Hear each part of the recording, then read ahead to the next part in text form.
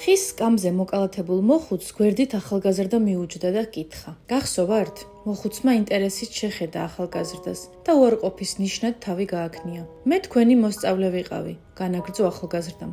ახლა კი თავად ვარ მასწავლებელი. გულწრფელად რომ ვთქვა, ეს პროფესია თქვენ შემაყვარეთ. ერთ დღეს ჩემი ერთი კლასელი ახალი საათით მოვიდა სკოლაში. მეც ძალიან მომინდა ასეთი საათი მქონოდა და შესვენებაზე მოვპარე. თქვენ კლასს მიმართეთ და საათის დაბრუნებას თხოვეთ მას, ვინც აიღო, მაგრამ მე არ დავაბრუნე. მაშინ კარი მიხურეთ, ყველა მწკრივში ჩაგვაყენეთ და თვალები დაგვახუჭინეთ. შემდეგ სათითაოდ ყველას ჯიბე გაჩხრიკეთ.